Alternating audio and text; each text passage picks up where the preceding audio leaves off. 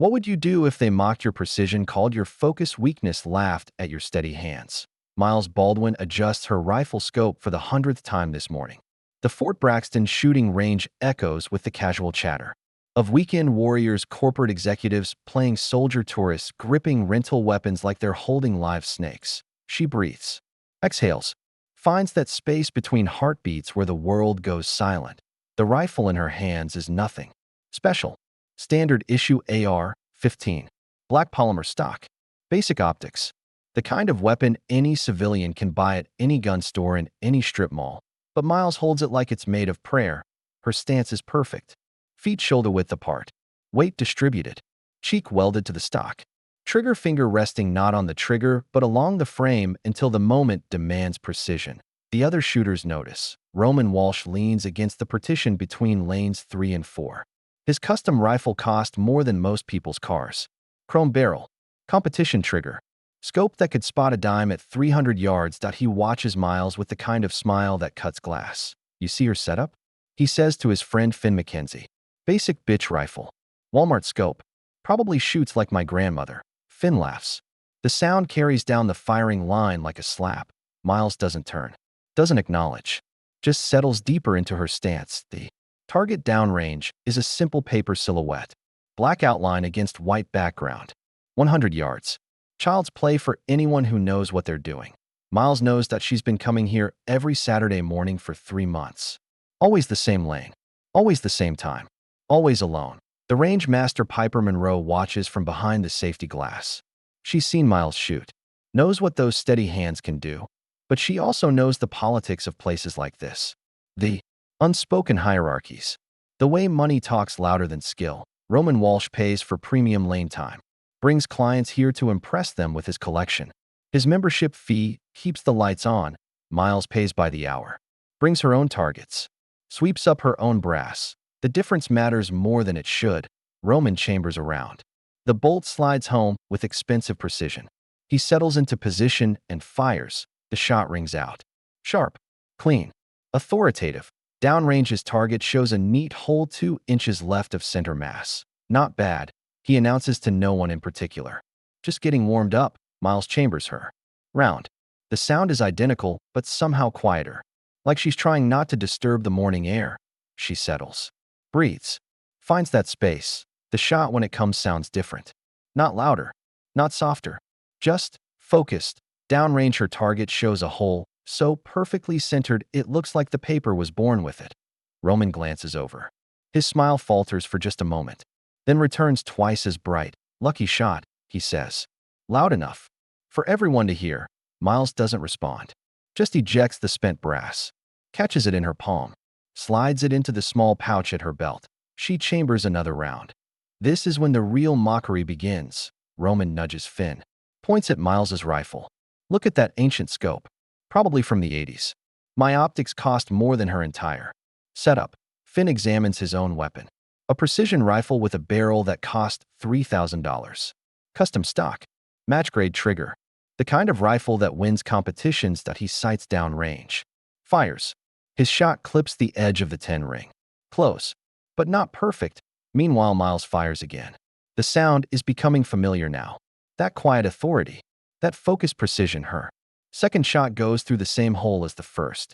Impossible to see from this distance, but Piper Monroe, watching through binoculars from the observation deck, sees it clearly. Point 2 shots. Same hole. At 100 yards. With a basic rifle and standard ammunition. Roman's getting louder now, drawing attention from the other shooters. Look at little Annie Oakley over there, playing with her toy gun. Probably never shot anything bigger than a BB gun before today. The comment draws chuckles from the growing crowd. Men in expensive hunting gear. Women with custom pink rifles. All of them united in their comfortable assumption that money equals skill. Miles continues shooting. Each shot deliberate. Measured. Perfect. Roman's frustration is beginning to show. His next 3 shots scatter across the target. One clips the 9 ring. One hits the 8. One misses the scoring rings entirely. He blames the wind. Blames the ammunition. Blames everything except his own increasingly shaky hands. Miles fires 5 more rounds. Each one finds its mark. The hole in her target grows slightly larger, but never wavers from dead center. The crowd is watching now. Not just Roman and Finn. Half the range has turned to observe this quiet woman with her basic rifle and her impossible precision. Some watch with curiosity, others with growing respect. But Roman and his circle watch with something else. Something uglier. She's showing off, Roman declares. Trying to make us look bad. Probably been practicing this one target for months. Memorized the exact distance. The exact wind conditions. It's all fake. Finn nods eagerly. Yeah, he says. Anyone can hit the same target over and over. Let's see her try something challenging. But Miles isn't listening to their complaints. She's focused on something else entirely. Something that catches the morning light as she adjusts her position. A small metal object hanging from a chain around her neck. Hidden beneath her shirt. Barely visible when she leans forward to check her scope. It's old. Tarnished. Engraved with symbols too small to read from this distance. But Piper Monroe sees it clearly through her binoculars. And for the first time this morning her expression changes. The metal object isn't just jewelry. It's a military issue. The kind they don't give out anymore. The kind that comes with stories too dangerous to tell. Miles tucks the metal back beneath her shirt. Chambers another round. Settles into position. This shot when it comes sounds exactly like all the others. Quiet. Focused. Perfect. But something has changed. The mockery continues, but now it feels different. Desperate. Like Roman and his friends sense they're missing something important. Something that might change everything. Roman Walsh isn't finished. Not by a long shot. He walks down the firing line like he owns it. Which, in many ways, he does. His boots echo against the concrete floor. Custom leather. Hand-stitched. The kind that cost more than most people's monthly rent. He stops directly behind Miles. Close enough that she can smell his expensive cologne. Close enough that his shadow falls across her shooting mat. You know what I think? He says to the gathering crowd. I think our little sharpshooter here needs a real challenge. Something that'll show us what she's really made of. Miles doesn't turn around. Doesn't acknowledge his presence. Just continues cleaning her rifle with the same methodical precision she brings to everything else. The cleaning rod slides through the barrel. Once. Twice. 3 times. Each pass deliberate, careful, respectful. Roman's voice gets louder. How about we make this interesting? Moving targets, different distances, wind conditions. You know, actual shooting. Finn McKenzie laughs. The sound harsh in the morning air. Yeah, he says. Let's see how good she really is. Miles finishes cleaning. Reassembles her rifle with practiced ease. The bolt slides home with a quiet click. She chambers around, settles into position. But Roman isn't done. He pulls out his phone, starts recording. This is going to be good, he announces. Little Miss Perfect about to get humbled. The video starts rolling. Roman narrates like he's hosting a hunting show. Here we have what appears to be a decent shooter. With subpar equipment. Let's see if skill can overcome basic gear. Miles fires. The shot rings out clear and true. Downrange, another perfect hole appears in the target. Roman's smile falters, but only for a moment. Lucky streak. He says to the camera. But luck runs out. He's building an audience now. Other shooters drawn by the spectacle. Some seem uncomfortable with the public mockery. Others lean in eager for entertainment. Bella Vaughn stands near the back. She's the range's part-time instructor. Teaches basic safety courses to new shooters. Her face shows what others won't express. Disgust. Disappointment. The kind of shame that comes from watching good people do nothing, but she doesn't intervene. Can't afford to. Roman's complaints to management have cost instructors their jobs. Before, Daisy Archer sweeps brass from the lane beside Miles. She's worked here for 15 years. Seen every kind of shooter and every kind of behavior. She moves slowly, deliberately, staying close enough to hear everything. Her weathered hands grip the brass catcher like a weapon. The old woman's eyes never leave Miles. She sees something others don't. The way Miles holds herself. The way she breathes. The way she treats her equipment with reverence instead of ownership. Daisy's seen it before. Long ago. In different circumstances. But the signs are unmistakable. Roman's performance is gaining momentum. He's positioned himself as the expert. The teacher. The one who'll expose the fraud. Watch this, he says to his phone. I'm going to show her what real shooting looks like. He chambers around in his custom rifle. The sound is sharp. Mechanical. Expensive. He settles into position. Takes his time, adjusts his scope, checks his wind flags, makes a show of professional preparation. The shot when it comes is loud, aggressive, Meant to intimidate, downrange hiss. Target shows a respectable hit. Not perfect, but solid. The kind of shot that impresses casual observers. Roman grins. That's how it's done, he announces. Proper technique, proper equipment, proper training. That he turns to Miles. Your turn, sweetheart. Let's see you match that. Miles doesn't respond. Doesn't acknowledge the challenge. Just continues her routine. Chamber round. Settle into position. Find the space between heartbeats. Her shot sounds different. Not louder. Not softer. Just certain. The bullet finds its mark. Dead center. Again. Roman's facade begins to crack. His next shot flies wide. Frustration making his hands shake. Meanwhile, Miles fires again. Perfect. And again. Perfect. And again. Perfect. The crowd is getting restless. Some begin to drift away. Others pull out phones. Start recording their own videos. Roman realizes he's losing control of the narrative. His voice gets sharper. More desperate. She's probably some kind of professional shooter. Hustling us. Making us look bad on purpose. But Miles isn't professional. Not in the way Roman means. She works at a local hardware store. Sells screws and paint to weekend warriors who never recognize her outside this range. She drives a 15-year-old Honda. Lives in a studio apartment above a pizza shop. Spends her grocery money on ammunition. There's nothing professional about her life. Nothing glamorous. Nothing that would explain this impossible precision. Except the metal hidden beneath her shirt. The one that catches morning light when she leans forward. The one that tells a story no one here knows how to read. Piper Monroe watches from the observation deck. She's been making phone calls. Quiet conversations. Asking questions about a young woman named Miles Baldwin. The answers are starting to come back. Fragments of information. Pieces of a puzzle that's bigger than anyone imagined. Roman's getting desperate now. His shots scatter across the target. Some miss entirely. His expensive rifle might as well be a slingshot. Miles continues. Her methodical pace. Each shot finds its mark. Each movement deliberate. Controlled. The mockery continues, but it's changing. Becoming more vicious. More personal. Roman's friends join in. Making comments about her appearance. Her equipment. Her right to be here. But Miles doesn't break. Doesn't respond. Doesn't give them the reaction they're desperate for. She just keeps shooting. Perfect shot after perfect shot. Like she's proving something to someone who isn't here. Daisy Archer stops sweeping. Leans on her broom. Watches Miles with growing understanding. The old woman has seen this before. The quiet dignity. The unshakable focus. The way someone carries themselves when they've been trained by the best. Trained by legends. But legends don't teach just anyone. They choose their students carefully. Based on qualities that can't be bought. Can't be faked. Can't be mocked into submission. Miles fires. Her final shot of the string. The bullet joins its brothers in the center of the target. She clears her rifle. Checks the chamber. Engages the safety. Sets the weapon down with the same reverence she's shown all morning. Roman's still talking. Still recording. Still trying to salvage his damaged ego. But something has shifted. The crowd is no longer on his side. Some are taking pictures of Miles's target. Others are shaking their heads at Roman's behavior. Miles gathers her spent brass. Each casing carefully collected. Nothing wasted. Nothing left behind, but she's preparing to leave when Piper Monroe appears at her elbow. Quiet as a shadow.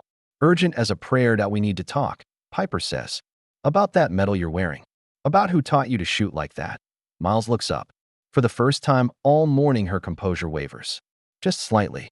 Just enough to show that beneath the quiet exterior lies something much more dangerous than anyone imagined. Piper Monroe leads Miles to a small office behind the firing line. The walls are covered with certificates, safety awards, competition photos, the mundane decoration of a life spent teaching others to respect firearms. But Piper's hands are shaking as she closes the door. Sit down, she says. We need to talk about who you really are. Miles remains standing, her rifle case balanced in one hand, her shooting bag slung over her shoulder. Ready to leave at the first sign of trouble. I don't know what you mean, she says. I'm just someone who likes to shoot. Piper walks to her desk, opens the bottom drawer, pulls out a file folder marked with official stamps. Military classifications.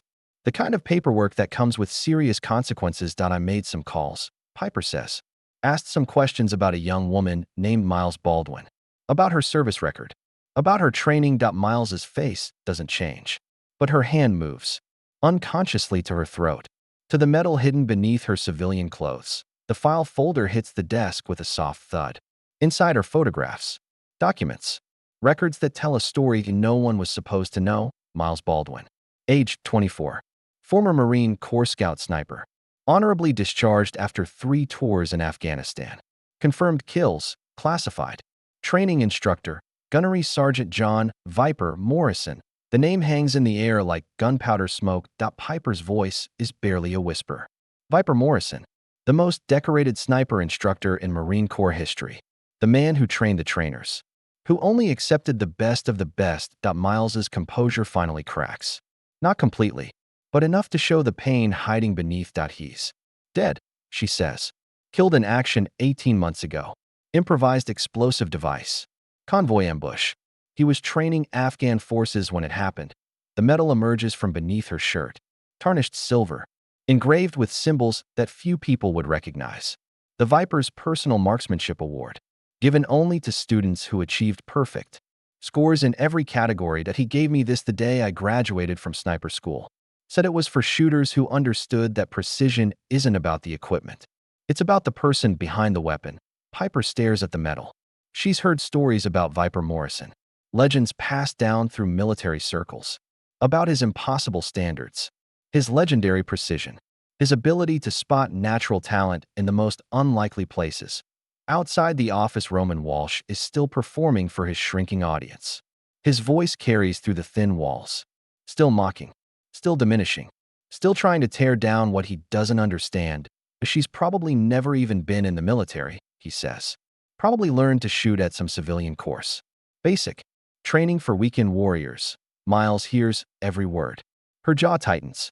Her hands clench into fists. But she doesn't move, doesn't react. Piper sees the internal struggle, the war between training and emotion, between discipline and justice. Why don't you tell them? Piper asks. Why let them mock you when you could shut them down with a single sentence? Miles touches the metal again. Viper taught me that skill speaks louder than words. That true precision doesn't need an audience. That the best snipers are the ones nobody knows about.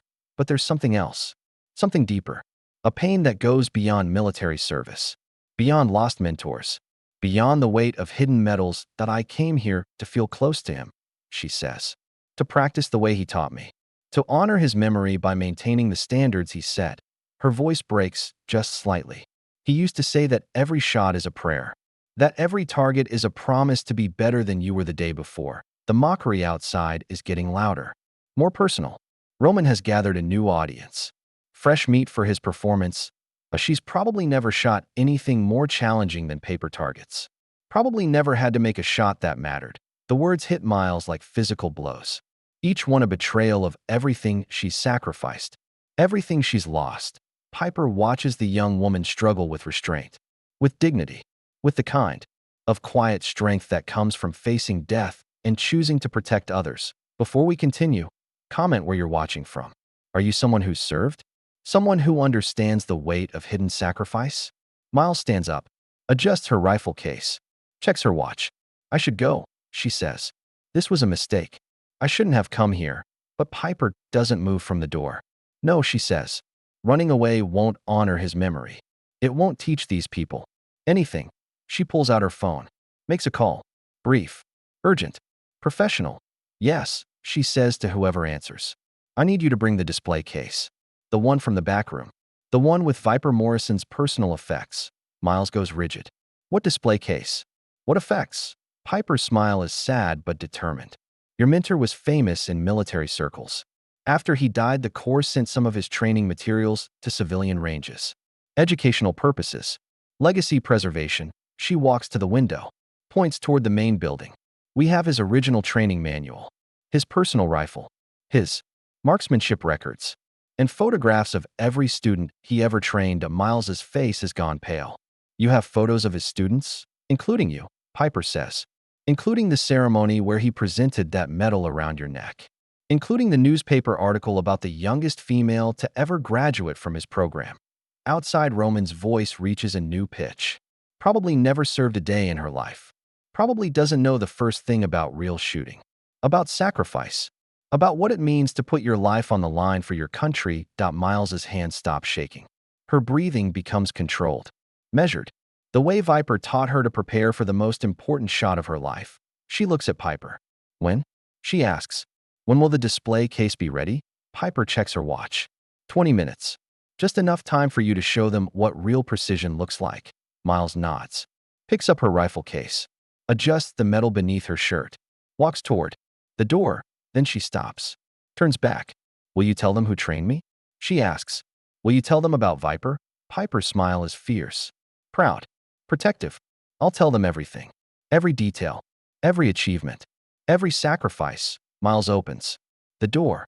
Steps back into the shooting bay, where Roman Walsh is waiting with his camera and his ignorance and his complete inability to understand what he's about to face. The final confrontation is about to begin.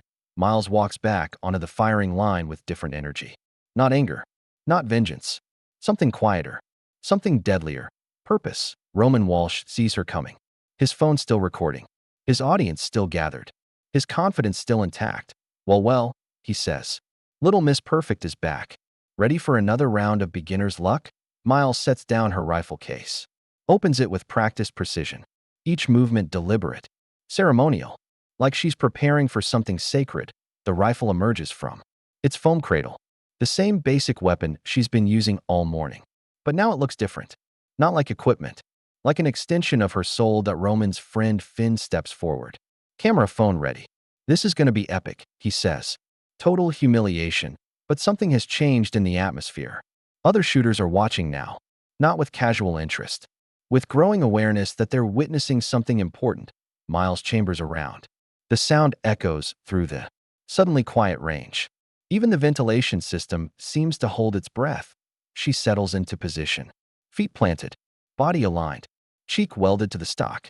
Everything exactly as Viper Morrison taught her. The target downrange is still paper. Still simple. Still 100 yards. But now it represents something more. A test. A memorial. A reckoning. Roman can't help himself. Look at her, trying to be all professional. Bet she learned that stance from YouTube. Basic internet training. Miles breathes. Finds that space between heartbeats. The place where time stops and the world narrows. To bullet and target and the sacred mathematics of precision. She fires. The shot doesn't just find the center. It obliterates it. The bullet passes through the 10 ring and continues into the backstop with authority that makes the range walls tremble, that Roman's laughter dies in his throat. Miles ejects the spent brass. Catches it in her palm. Examines it with the reverence. Viper taught her to show every component of the shooting process. She chambers another round. Settles. Breathes. Fires. The second shot joins the first. Same hole. Impossible precision. The kind of accuracy that defies physics. That defies explanation. That defies everything Roman thought he knew about shooting. Miles continues. Shot after shot. Each one perfect. Each one a prayer to her fallen mentor. Each one a promise to uphold the standards he died defending. Roman tries to regain control. Anyone can hit the same target over and over. Let's see her try. Something challenging. But his voice lacks conviction now. His hands are shaking. His expensive rifle feels suddenly inadequate. From the observation deck, Piper Monroe watches with growing pride. She's made the necessary calls. Arranged the necessary preparations. In 5 minutes, everything will change. Miles fires her 10th shot. The hole in the target is barely larger than a dime. 10 bullets through essentially the same point of impact. At 100 yards. With basic equipment. In front of an audience that's beginning to understand they're witnessing something extraordinary. The mockery has stopped. Roman's friends are quiet. Even Finn has lowered his phone. Miles clears her rifle. Checks the chamber. Engages the safety. Sets the weapon down with the same reverence she's shown all morning. She turns to face Roman. For the first time all day, she speaks directly to him. You wanted to see real shooting? She says. You wanted to understand what precision looks like. Roman nods. Unable to speak. Unable to move. Unable to process what he's witnessed. Miles reaches beneath her shirt. Pulls out the metal. Lets it catch the fluorescent light. Lets everyone see the tarnished silver. The engraved symbols. The weight of earned honor. This medal was given to me by Gunnery Sergeant John Morrison. You might know him by his call sign. Viper. The name ripples through the crowd. Even civilians have heard the stories. The legends. The impossible standards that Miles's voice grows stronger. He taught me that every shot is a promise. That precision isn't about equipment. It's about discipline, about respect, about understanding. That the privilege of accuracy comes with responsibility. She looks directly at Roman's camera. He trained me to make shots that save lives, to protect people who couldn't protect themselves, to serve something bigger than my own ego. That Roman's phone slips from his numb fingers, clatters to the concrete floor. The recording stops. From the main building comes the sound of wheels rolling across linoleum. Piper Monroe appears pushing a display case, glass-fronted, professionally mounted, the kind used in military museums. Inside the case are photographs, newspaper clippings, military decorations, and at the center a rifle, custom-built, match-grade, the personal weapon of a legend. The placard reads, Gunnery Sergeant John Viper Morrison 1971 to 2023 Marine Corps Scout Sniper Instructor of the Year. 7 consecutive years students trained, 847 lives saved. Incalculable. Below that a smaller section, notable students. And there in a place of honor is a photograph of Miles Baldwin receiving her marksmanship medal. Young, proud, surrounded by the best of the best, the crowd gathers around the display case. Reading, understanding, seeing Miles not as the quiet woman they mocked, but as the warrior she actually is. Roman stares at the photograph, at the medals, at the undeniable proof of everything he failed to recognize. Miles picks up her rifle case, slings her bag over her shoulder, walks toward the exit, but she stops at the display case, places her hand on the glass. Directly over Viper's photograph. Thank you, she whispers, for teaching me that true precision doesn't need an audience. But sometimes it needs a witness. She walks away, dignified, quiet, unchanged by the revelation. Still the same person who arrived that morning. Still carrying the same sacred burden of remembering the dead by honoring their teachings. Roman stands alone now. His friends have drifted away. His camera lies broken on the floor. His expensive rifle seems suddenly worthless. The range returns to normal. Other shooters resume their practice. The morning continues, but something has changed. Something permanent. Something that will be remembered and retold until it becomes legend. The display case remains. A permanent reminder that skill transcends equipment, that honor transcends wealth, that some people carry invisible burdens that make them stronger than anyone imagines. Miles Baldwin drives home in her old Honda, the medal once again hidden beneath her shirt, the rifle once again secured in its case. She'll be back next Saturday.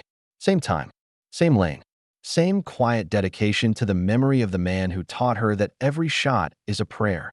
And Roman Walsh. He'll be back too, but he'll shoot differently now. Quietly, respectfully, with the knowledge that you never know who's standing beside you at the firing line. If this story moved you, like, share, and subscribe.